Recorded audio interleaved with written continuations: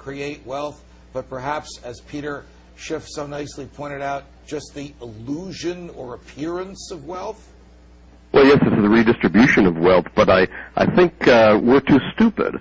I mean, it's not a coincidence that we have a public school system that seeks to stamp out dissent, stamp out independent thinking, creative thinking. And so, most Americans continue to buy the government line that the Federal Reserve is just a name on the bill in your pocket and otherwise don't know anything about it, pay no attention to the man behind the curtain.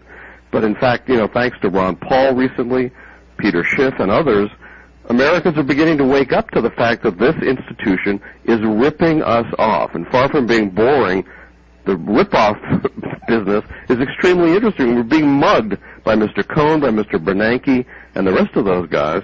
And I want to mention that Ron Paul has a book coming out this summer in August called End the Fed, and that's exactly what we need to do.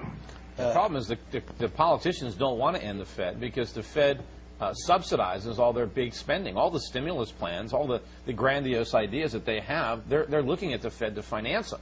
And the Fed is literally the lender of last resort. They know that they can get away with almost any kind of financial shenanigan they want because the Fed will find the appearance of money for them. Sure, and there should have been some kind of independence. That was the whole idea, that the Fed would act independently of the government, and the Fed would lean on the government and not monetize government debt. Would be a check, because that's one of the reasons why Congress doesn't have the printing press, why the Fed does, to have some independence. The other reason might have been that Congress has no constitutional authority to do it.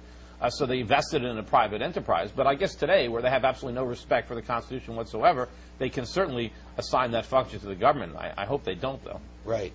When you run for Congress, which you've just announced that you're going to do, are the people in your district, are the grassroots average folks aware of the type of things that we're talking about? The pernicious nature of the Fed, its incredible secrecy, its ability to alter financial relationships by adding zeros to a book account, its efforts to create the appearance of wealth out of thin air. Do they understand, and are they fearful of that type of thing? I don't think they understand the details and the mechanics of everything, and to be honest, I don't understand everything, which is why I'm excited about 1207 and the momentum that's gaining to audit the Fed. But people know that something's wrong.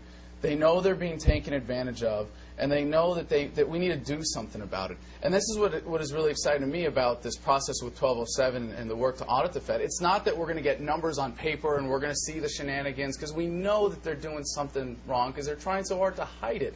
But when we pull the curtain back, right, and show to the American people we have a fiat currency system that's not backed by anything. They add zeros, and they're not creating wealth, they're creating power. They're creating the power to manipulate wealth and redistribute resources for their own benefit. Then we're going to demand that something change. And one of the things there's going to be a demand for is honest money, like the American Open Currency Standard. Real, backed by precious metals, actual precious metal coins, right, things that have real value, as opposed to the paper money that we have granted our government the authority through the Federal Reserve to create, to manipulate and take advantage of. We are chatting with Lou Rockwell from the Von Mises Institute, Adam Kokesh, who's running for Congress in New Mexico, Shelley Roche, who deals with all of our digital issues, and Peter Schiff, who's the president of Euro-Pacific Capital. Lou, you know that I read everything you write, and you know that I spend every Sunday afternoon, it's my favorite part of the week, reading LouRockwell.com and everything that's been in it since the previous Sunday. But your piece, Headed to National Socialism, is absolutely terrifying. You basically took a book written in 1939, before World War II was even started, and described what Hitler had done in Germany. It is shockingly similar to what we have seen happen in this country in the past year and a half. Tell us a little about it, Lou. Well, Judge, I think sometimes this is why there's been so little scholarship on the actual, in English anyway, on the actual functioning of the Nazi economy, because it has too many eerie similarities, as you point out. So this is a great book written by a man called Gunter Riemann, and it's called The Vampire Economy, one of the great book titles ever. And he examines what the Nazis were doing, what National Socialism was in Germany. And, yeah, you're exactly right. It's very eerie. In fact, I would argue that America, ever since really FDR and the New Deal, we've had a soft form of fascism in this country. That is a government, big business partnership, big labor partnership big bank partnership against the rest of us. And that's getting worse and worse, and boy, it sure is stepping it up under Mr. Obama. Getting back to 1207, getting back to the efforts to audit the Fed, Shelley, what can people do? What's going on in the movement? The two of you must be in your 20s. Why are so many young people excited about the prospect of liberty, unlike anything I've seen in my life since Barry Goldwater got the Republican nomination in 1964? Shelley? Well, all of the issues we've talked about today, the socialism, auditing the Fed, it all comes back to doing outreach and activism and taking action. And so a couple of the things that are happening in the grassroots, we're kind of taking a two-pronged approach. And one thing is keeping up the pressure on Congress. We all know that their priorities aren't what they should be. And so you'd be surprised at the number of emails and comments that I get from people who call their representatives every day, literally. And they call other people's representatives, and we kind of all collaborate online to help each other out and to really keep the pressure up. The other thing that I think is even more important is doing outreach so that we can grow our base and tying into other groups. For example, there's a group of, it's called Small Businesses Against Big Government on Facebook. They have about 7,000 members. The Federal Reserve is going to be something that affects them directly. So I've been talking to the guy that founded the group, and now, he's talking about the Federal Reserve to 7,000 business owners. So it's just getting out, finding ways to reach out to different kinds of groups that might not inherently be interested in the cause of liberty and pulling them in. Is the Republican Party a bona fide vessel toward getting ideas of liberty into the government, or is it just as bad as the Democratic Party? Stated differently, are you going to run against Chris Dodd in Connecticut? Because I must get these emails every day when you're on Freedom Watch. Well, first of all, I don't think the Republicans are as bad as the Democrats. But the problem is, and my problem with the Republicans and why they've created so much trouble for the party and for what they supposedly stand for, is we elect them to be Republicans, but then they govern like Democrats. And the problem is they create a lot of problems under the name of free market capitalism, and then it gives it a bad name. And I was very critical of the Bush administration for 8 years based on the policies they were pursuing, because I knew this was going to end in tears and that free market capitalism was going to take the blame for what was inherently a big government-created problem.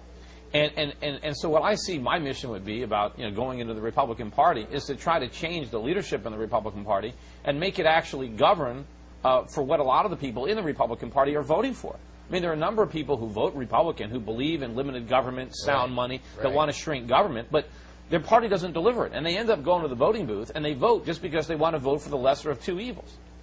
And will people in Connecticut be able to vote for a guy named Schiff? Well, here's the status of that campaign. Right? What I did recently is I set up an exploratory committee. And I basically decided that I am willing to run. I've done the research, and I've made a decision that I will run, provided there's enough support for that run. This is going to be an expensive Senate race. It could be the most expensive Senate race. It would be the most watched Senate race in the country. That too. But Foley is going to get a lot of money, and the Republicans are going to get a lot of money vying for the chance of challenging him. So I'm going to need a lot of money. I mean, I can't fund it all myself. I'm not Steve Forbes. I'm not Ross Perot.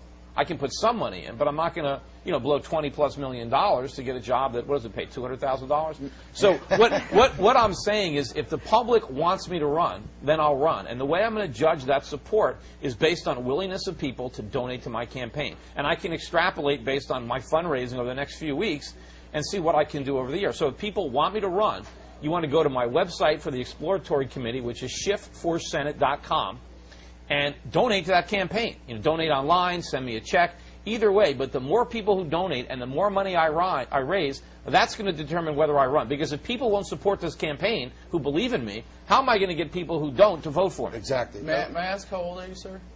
I'm too old. He's a young man. Well, I'm 27, and this came up earlier, but you have a lot of support from people who are my age and my generation who are getting involved in a powerful way in politics now for the first time. Because we're just old enough, and it's what makes my generation so much different from everyone previous is that we grew up with the internet. We grew up with the truth button, one click away right there, and it's hardwired in somehow. And we haven't seen yet how this is going to be a game changer. What's very in politics. interesting, for my appeal to young people is my marketing efforts, by and large, were concentrated on getting clients from my brokerage firm. So I would go out and go on financial television shows and